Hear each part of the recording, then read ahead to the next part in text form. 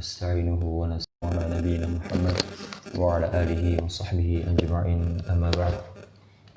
Jemaah yang dirahmati Allah Azza wa Jalla, wonten setunggal hadis yang sudah diriwayatkan kali Sahih Muslim, kali Imam Muslim. Dalam riwayatnya Handalah ibni Sa'id, terus Rasul sallallahu alaihi wasallam mempunyai seorang sahabat yang bernama Handalah yang sangat terkenal sekali ketika beliau meninggal mati syahid yang dimandikan dengan malaikat. Dalam hadis menika, ketika itu Handalah sedang berdiam diri, lantas didatangi oleh sahabat yang lain yaitu Abu Bakar As-Siddiq. Niki sahih nggih, terus niki hadis ingkang sahih. Terus Handalah ketika itu didatangi oleh Abu Bakar As-Siddiq. Ketika itu Abu Bakar As-Siddiq sebagai adab seorang muslim ketika bertemu bertanya, "Assalamualaikum kaifa haluk?" Gimana kabar kalian wahai Handalah? Sama Handalah dijawab, "Qad nafaqal Handalah." Terus Handalah niku menjawab kiambak jawabannya dengan menisbahkan namanya. Handalah sampun munafik. Akhirnya Abu Bakar bingung. Masya Allah, subhanallah, maha suci Allah, ma taqulu. Apa sing sampun mbok jenengan omongke? Apa yang telah kamu bicarakan kok sehingga kamu ini menisbatkan dirimu sendiri dengan kemunafikan? Akhirnya Handalah bercerita, "Inna lau jalasna ma'a Rasulillah." Sesungguhnya aku ketika duduk bersama Rasul sallallahu alaihi wasallam, nudzakirul jannah wan nar. Kelinganipun niku yang kita ingat niku hanyalah surga dan neraka. Faka'annana ra'ayna bi a'yunina. Sampai-sampai kita teringat surga dan neraka, hingga teringatnya itu seperti kami melihat dengan kedua mata kepala. Sampai seperti itu. Walau raja'na minhu, tapi kalau saya sudah meninggalkan Rasulullah atau sudah keluar dari majelisnya Rasulullah, hafasanal azwaj wal aulad wad di'at wa nasina kasiran. Sampai rumah kami disibukkan dengan istri, dengan anak, dan dengan perkara-perkara yang melalaikan. Ya, perkara-perkara yang melalaikan. Makanya kita lupa banyak hal. Sehingga kami sudah tidak lagi menghiraukan surga dan neraka. Akhirnya dijawab sama Abu Bakar, "Nantalik ila Rasulullah sallallahu alaihi wasallam. La nalqa misla hadza min qabl." Demi Allah ya wahai Handalah, saya tidak pernah menemui seorang yang telah kamu bicarakan. Maka sekarang kita pergi ke Rasulullah. Bagaimana pendapatnya Rasulullah dengan perkataanmu? Akhirnya pergilah dua orang, Abu Bakar bersama Handalah. Sehingga ketika sampai Rasulullah SAW, ketika itu Handalah mengatakan kepada Rasulullah, "Ya Rasulullah, qad nafaqa Handalah." Wahai Rasulullah, Handalah sudah munafik. Itu yang berbicara adalah Handalah kiambak. Terus Handalah yang mengatakan. Setelah itu Rasulullah SAW juga kaget. "Malak, kenapa denganmu sampai kamu bilang dirimu itu munafik?" Faqala, "Inna law jalasna ma'ak nudzakirul jannah wan nar faka'anna bi'inara bi'ayunina." Ya Rasulullah, kalau saya duduk bersamamu, maka seakan-akan saya melihat surga dan neraka. Ingatnya itu ingat surga dan neraka. Tapi ketika kita meninggalkan Rasul, meninggalkan engkau ya Rasulullah, kami hanya mengingat anak dan istri kami atau semua hal yang melalaikan, sehingga kami itu tidak pernah lagi terfikir hal-hal tersebut dan kami lupakan segalanya. Maka kata Rasulullah SAW, "Lau annakum tadumuna indi." Wahai Handalah, seandainya kalian semua senantiasa ada di sekelilingku, wa fid dzikri, ataupun tidak di sekelilingku tapi selalu mengingatku. Artinya di sini mengingat adalah mengingat dalam batasan atau lintas syariat, berzikir dan sebagainya.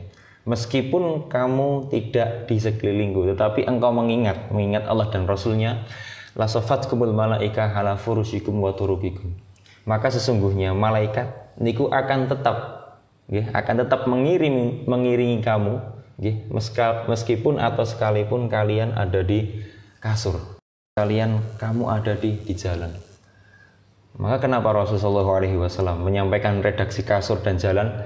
Ini bukti bahwa orang kalau sudah berada pada poin-poin tersebut, kasur, maka Rasulullah niku memajaskan bahwa urusan yang berhubungan dengannya akan menuju pada kelalaian. Tidak lain dan tidak bukan misal seseorang ketika tidur, pulas dengan tidurnya, maka biasanya tidak akan menghiraukan daripada adzan. Contoh, atau mungkin seseorang yang mempunyai mungkin istri, mungkin menjadi sebab lalainya kepada Allah Azza wa Jalla. Maka Rasulullah SAW mendatangkan redaksi kasur. Nah, kenapa didatangkan setelahnya redaksi turuk atau jalan? Turuk yang di sini adalah yang dimaksudkan segala hal yang dilakukan hamba Allah ketika mencari urusan dunia. Maka ketika seorang mencari urusan dunia, terkadang banyaknya daripada sedikitnya mereka lalai. Contoh hal kecil, seseorang ketika keluar untuk mencari rezeki. Terkadang seseorang kalau sudah masuk ke dalam dunia pasar, mereka tidak akan mengindahkan mana yang halal atau mana yang haram. Atau seseorang ketika pergi untuk urusan pekerjaan, terkadang mereka lebih mengedepankan sholatnya daripada mengedepankan pekerjaannya daripada sholatnya. Sehingga banyak kita lihat ya, orang bekerja di zaman sekarang yang paling kita sering temui adalah dalam urusan sholat asar. Ketika sholat asar, banyak dari pekerja-pekerja yang tidak datang atau mendatangi masjid. Kenapa? Karena lebih memberatkan pekerjaan, atau mungkin karena aturan, atau mungkin karena memang perintah dari atasan. Sehingga dalam posisi seperti ini disampaikan Rasulullah SAW dengan kaidah jalan. Makanya jalan yang dimaksud adalah kebalikannya daripada urusan kasur atau ranjang. Maka Rasulullah SAW menginginkan batasan dalam urusan ini semua ada di segala hal. Makanya Rasulullah SAW niku ngendika menyampaikan walakin ya handalah, tapi ya handalah sa'atan fasaatan, nggih, sedikit dan sedikit. Kadang kala, nggih kadang kala. Maksudnya pripun? Kadang kala aku yang ngeling-ngeling surga kalih neraka. Tapi kadang kala kamu harus keluar untuk bekerja, untuk menafkahi anak dan istri. Dan kadang kala kalian juga harus ke masjid, majelis taklim. Tapi kadang kala kalian juga harus bersama anak dan istri. Mendidik istri dan anak. Kadangkala jenengan juga membaca Al-Quran, tapi kadangkala juga jenengan di rumah gojekan bersama anak dan artinya menapa? Rasulullah niku menempatkan urusan akhirat dengan urusan anak dan istri niku hampir mempunyai kedudukan yang sama-sama ada haknya. Sehingga ketika seorang memberatkan akhirat melupakan anak dan istri niku salah. Begitu pula orang yang memberatkan anak dan istri melalaikan akhirat pun juga tambah salah. Makanipun kata Rasulullah sa'atan fasaatan, kadang kala, nggih kadang meniki, nggih kadang menika. Makanipun dalam hadis ini, ini jadi acuan atau adalah istiqomah dalam urusan akhirat. Nggih, meskipun niku hanya sedikit. Makanya Rasulullah SAW niku ngendika, ahabbul a'mal ilallahi azza wa jalla adwamuha wa in qalla. Amalan ingkang Allah suka, Allah yang paling cintai adalah sedikit meskipun tetapi istiqomah. Makanya niki menjadikan dalil seseorang boleh disibukkan urusan dunia, tapi jangan sampai meninggalkan akhirat. Makanipun niki yang mungkin menjadi muhasabah kita semua, sehingga kita bisa berpikir bahwa pekerjaan kita apakah menyingkirkan urusan Allah sehingga mengedepankan dunia atau tidak, ataupun perihal keluarga yang mungkin menjadikan tandingan Allah daripada keluarga. Makanipun dalam hukum syariat akan ada yang namanya nidun. Fala taj'alu lillahi andada liyudilla an sabilih, kata Allah Azza wa Jalla. Jangan sampai kalian menjadikan niku nidun, andad. Nid niku napa? Nidun niku tandingan. Maksudnya seperti menapa? Contohnya nggih, jenengan kagungan putra. Putrane niku sakit. Udah berikhtiar ke rumah sakit manapun kok nggak sembuh-sembuh. Akhirnya ada orang yang memberikan masukan, coba pergikan ke orang pintar atau dukun. Ketika jenengan pergi ke dukun, otomatis itu adalah praktek kesyirikan. Sehingga kesyirikan yang jenengan lakukan menika karena atas dasar anak ingin sembuh, maka anak niki menjadi tandingan Allah.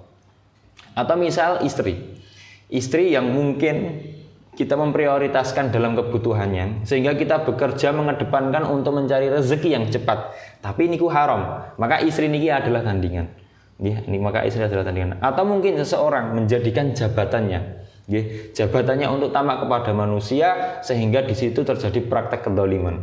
Maka jabatannya ini adalah tandingan bagi Allah Azza wa Jalla, sehingga tidak diperbolehkan dalam hal apapun menjadikan segala konsekuensi hal yang dimana Allah niku menjadi nomor dua, dan itu tidak semestinya dilakukan oleh seorang muslim. Semoga jamaah daripada Perumahan Rehan dijauhkan dari segala bentuk kemusyrikan dan segala bentuk rezeki yang halal, dan selalu senantiasa mengedepankan rezeki yang halal. Wassallallahu ala sayyidina Muhammad. Assalamualaikum warahmatullahi wabarakatuh.